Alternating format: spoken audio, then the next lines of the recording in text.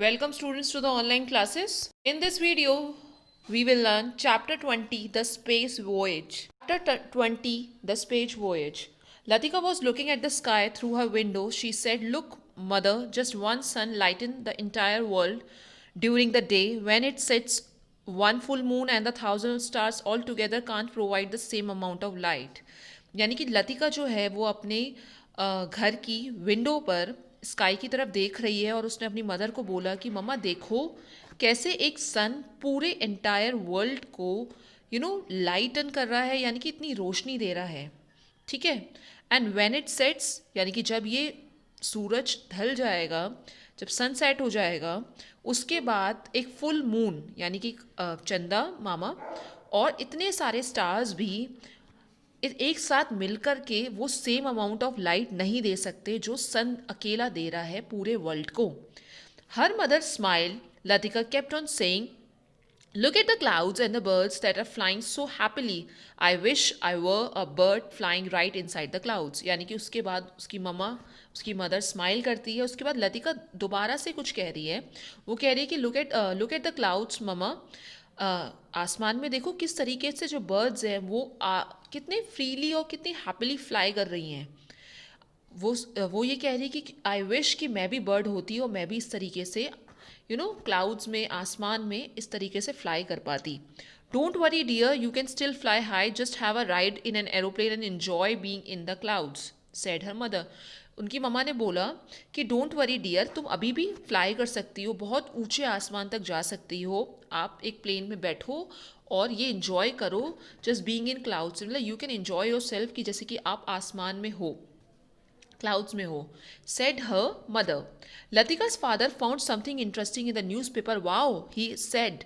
Now people can take a joyride up to the space. उसके बाद लतिका के father ने कुछ इंटरेस्टिंग सा पढ़ा न्यूज़पेपर में और उन्होंने बोला कि वाओ, अब लोग एक अच्छी जॉय राइड स्पेस में ले सकते हैं। Oh really? said her mother. Let's book our seats in the spaceship, and both of them started laughing. यानी कि उनकी मदर ने अब बोला कि क्या ऐसा हो सकता है, चलो हम भी सीट्स बुक करवा लेते हैं स्पेसशिप के लिए। और उसके बाद दोनों ने हंसना स्टार्ट कर दिया। Latika was confuse, what is there to laugh at, if people are going you can also go, she said. यानी कि उसके मदर और फादर जो आपस में हंस रहे थे, उसके बाद लतिका बहुत ज़्यादा कंफ्यूज हो गई और उसने ये बोला कि इसमें हंसने वाली कौन सी बात है, अगर लोग वहाँ पे जा सकते हैं तो आप लोग भी हम लोग भी क्यों नहीं जा सकते, उसने ये बोला। Her mother said, look dear, maybe you will get a chance to board a spaceship when you grown up, but for us it is still a dream. Space tours are very costly. You need to be have a very good health and undergo very hard training to go to the space.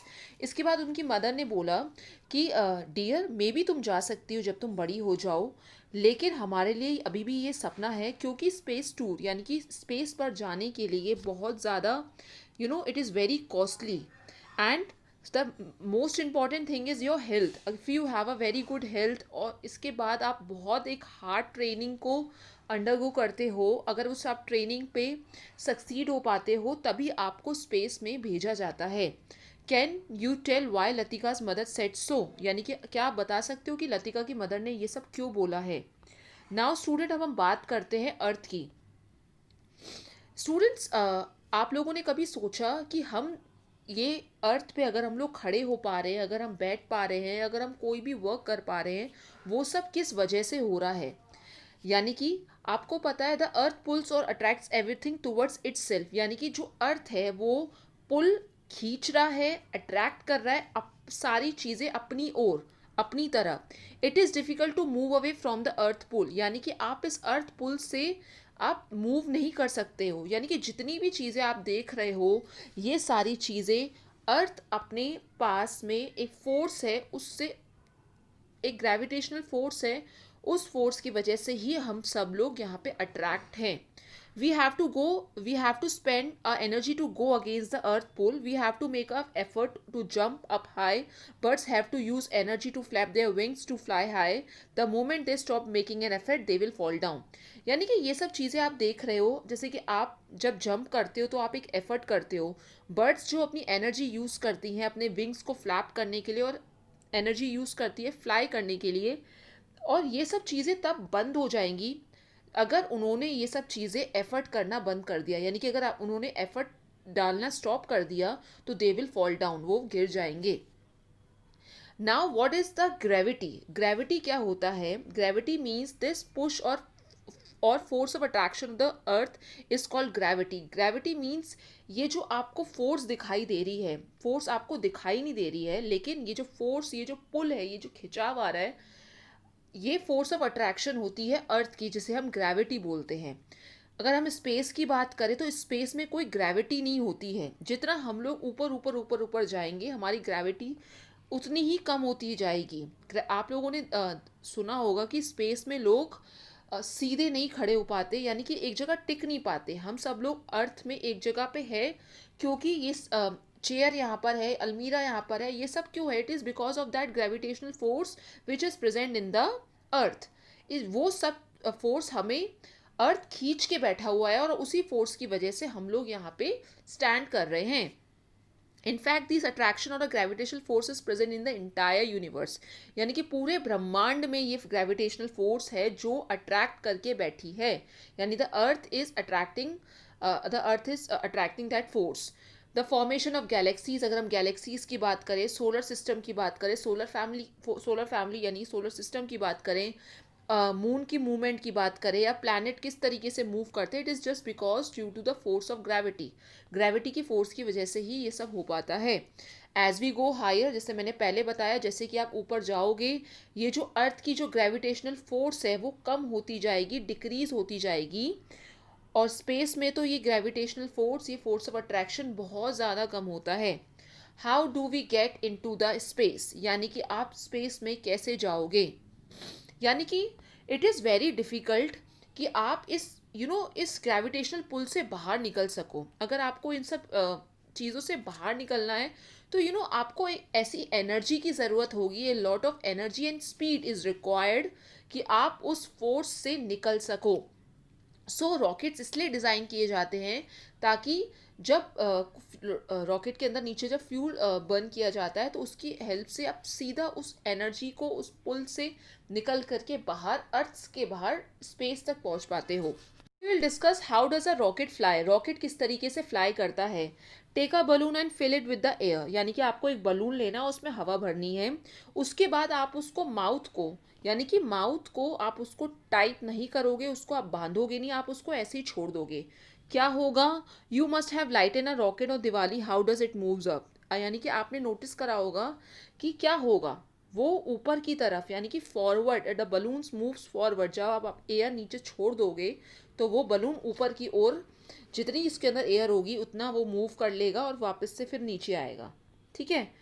अब दिवाली में आप rocket जब आप burn करते हो तो same चीज़ ऐसे ही होती है. यानी कि आपने नीचे से उसको आग लगाई और वो ऊपर की तरफ चले गया. अब Diwali rocket works the same way. इसी तरीके से ही रॉकेट, जो असली में जो रॉकेट होता है, वो इसलिए ही भेजा जाता है स्पेस में, और इसी तरीके से भेजा जाता है. Rockets going to space work in the same way. इसी तरीके से किया जाता है. फ्यूल्स जो होते हैं, जो फ्यूल होता है उसको जलाने के लिए, वो बेस में होता है, base of the rocket burn, यानी कि उसको बेस में उसको बर्न किया जाता है. And come out at the high speed pushing the rocket upwards to the space. यानी कि इसी तरीके से वो रॉकेट पुश होकर के ऊपर की ओर स्पेस की तरफ जाता है. On once in a space an astronaut feel weightless. यानी कि जब वो स्पेस में होते हैं तब वो बहुत ज़्यादा वेटलेस महसूस होते हैं. आपने देखा होगा ये सब चीज़ें आपके आसपास है, वो आपको पकड़ के बैठी है, वो आपको अट्रैक्ट कर रही है अपनी तरफ. यानी कि आपको लग रहा है कि हम खड़े हैं, हम बैठे हैं, हम ये कर रहे हैं, वो कर रहे हैं. It is just because of that gravitational force which is present in our earth. लेकिन स्पेस में ऐसा कुछ नहीं होता है. स्पेस में क्या है, कोई भी एक बार एस्ट्रोनॉट स्पेस में पहुंच गया वो बहुत ज़्यादा वेटलेस महसूस होता है. जस्ट बिकॉज ऑफ दैट कि वहाँ पे अर्थ में ग्रेविटी है, इस वजह से हमारा वेट है, लेकिन ऊपर कोई ग्रेविटी नहीं है, बहुत कम ग्रेविटी है, इसलिए वो वेटलेस महसूस करता है। इसलिए एस्ट्रोनॉट्स दे कीप फ्लोटिंग, यानी कि वो फ्लोट करते रहते हैं स्पेसशिप के अंदर। उनका जो पानी होता है, उनका जो वाटर होता है, वो इस तरीके से फ्लोट करता है, यानी कि यू नो आपको एक पिक्चर में भी दिखाई दे रहा है कि अप एंड डाउन कुछ भी नहीं है। जब भी उनको सोना होता है तो वो अपने आप को किसी चीज़ से बांध लेते हैं। ठीक है। Astronauts have to take a good meals and do a plenty of exercises to stay fit in a space, यानी कि उनको बहुत कुछ करना पड़ता है। देखो ऊपर स्पेस में रहना, वहाँ का इन्वायरमेंट, वहाँ की गर्मी, वहाँ का जो भी एटमॉस्फेयर होता है, it is not easy to handle it. तो that's why we need a lots of we should do a plenty of exercises, we should take a good meal। ठीक है, ताकि हम फिट रह सके स्पेस में। In the space there is no up and down, कोई भी ऊपर नीचे नहीं है, जैसे कि यहाँ पे हम ऊपर चले जाते हैं, नीचे आ जाते हैं, ऐसा वहाँ पे कुछ भी नहीं है।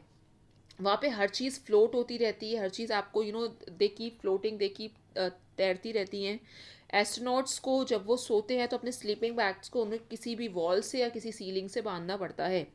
For space work astronaut have to be wear a special suit, there is no air around, it is very cold outside. यानी कि आपको दो तरीके की पिक्चर दिखाई दे रही है। First is called space suit, यानी कि स्पेस वॉक, जब भी उनको स्पेस में जो उनको खोज करने जाना होता है, या स्पेस में वो पता करने जाते हैं कि यहाँ पे कौन सी दुनिया है, वहाँ का क्या है, तो they have to wear that dress, space suit उनको पहनना पड़ता है, क्योंकि वहाँ पे कोई भी एयर नहीं है, बहुत ज़्यादा ठंड है वहाँ पे। ठीक है, इसलिए एस्ट्रोनॉट्स को ये स्पेस सूट पहनना पड़ता है, जिसकी हेल्प से वो ब्रीथ कर पाते हैं और वार्म रह पाते हैं, और बहुत कितने भी हार्मफुल रेडिएशंस जो होते हैं उससे वो अपने आप को प्रोटेक्ट कर पाते हैं। Thank you students for watching the video. We will continue the next part in next video. Thank you.